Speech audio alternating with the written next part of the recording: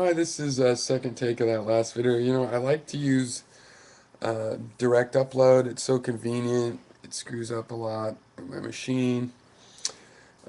Generally, I preview, but there's problems with preview too. It doesn't always show me what's going on. Um, anyway, what can I say? I do know it can be annoying to spend even 30 seconds on a video that isn't really going to be complete. So what I was saying is, there's these four forces of nature that are known now. We're using a metaphor, so it's not about the fact that there might be other forces, but really we found these four fundamental forces that are all distinct and seem to have their own domains and reasons for existing.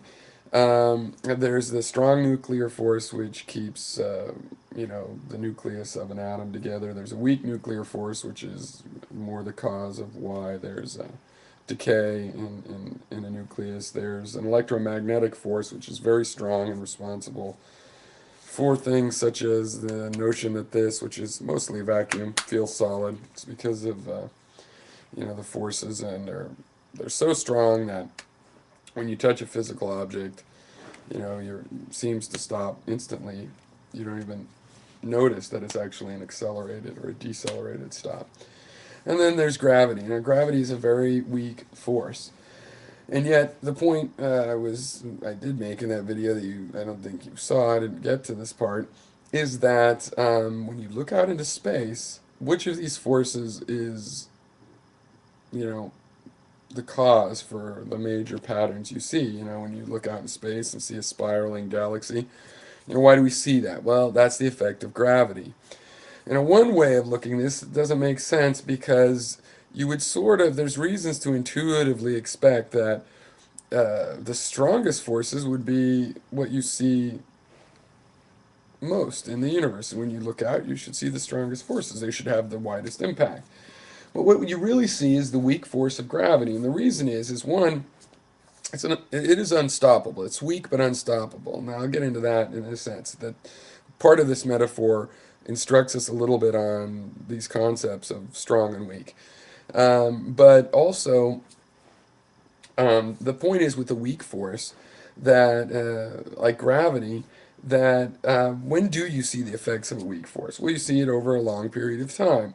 And analogously, you see it over a large spatial distance. So when you look at a whole galaxy, which is quite a quite a big system, a galaxy, or even clusters of galaxies, you see the effects of gravity. Slow but sure, the tortoise and the hare, with the tortoise winning. And it does make sense because, as I said, if you drop an object, it moves really rather slow. You can watch that acceleration process. So, so the metaphor in human affairs is that if we now talk about human forces, so for example, the force of a person's will, let's say you have a weaker will and a stronger will. The weaker will is more overt, or excuse me, the weaker will, of course, is less overt and somewhat more passive, and the stronger will is more overt. So if someone wrongs you and you have the weaker approach, then you might tell them you don't appreciate it, and you might, talk to them calmly, but with understanding, or you might even be firm, but basically, you're not going to be as overt. Whereas the strong will, you're likely to get in their face and maybe attack them. And using this metaphor of gravity, what it means is that on the small scale, we would expect the really strong forces to have an effect. So the people that are assholes, we should see the effect of that kind of a strong, overt will on a smaller scale. But on the larger scale, we should see the effect of more weaker forces. So long, and this is where the meaning of weak comes in, so long as it's not the sense of weak where one sense of weak is that somebody doesn't act, okay? So they don't stand up for themselves. They just choose not to stand up for themselves at all. The level of which they stand up for themselves is zero. Maybe they stand up sometimes, but other times it's zero. Now, the weakness of gravity is obviously not like that. Gravity always has an effect. It's just a weak effect. So we have, for So we're talking about a weak reaction, but that's always present, that is omnipresent. So if somebody wrongs you, you always say something about it, but maybe you don't get in their face and attack them back.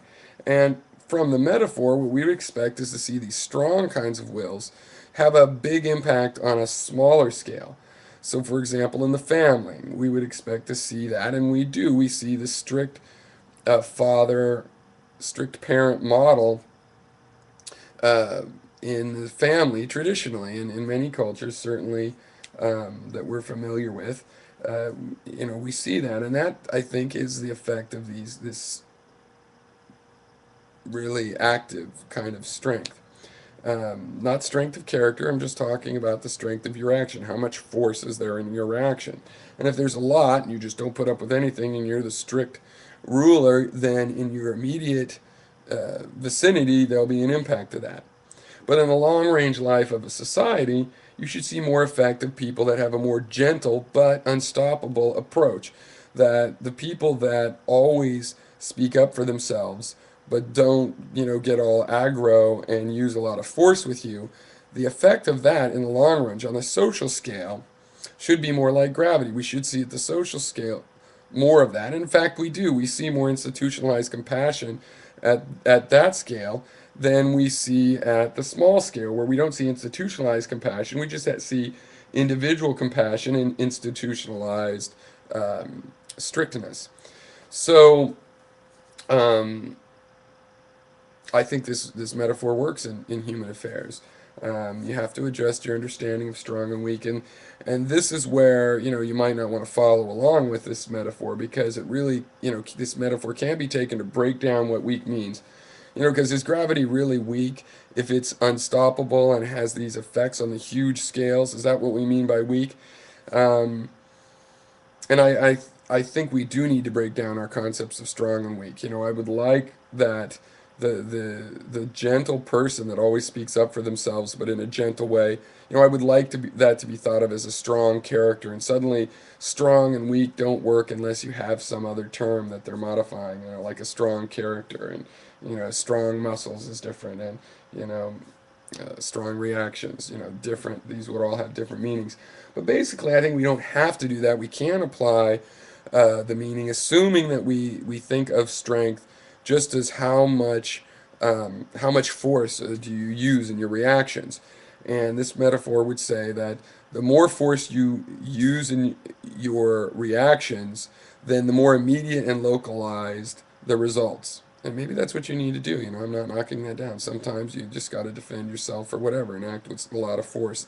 But that's a very local thing. That's going to work to solve maybe one problem. It's not going to solve all the millions of problems of a society, but it'll have an impact in a very local way. Whereas if you have gentle, less forceful reactions, but they're consistent, then over the long range, over the centuries, this is how we should see society change and shape society um, in accordance with our more gentle but unstoppable um, forces.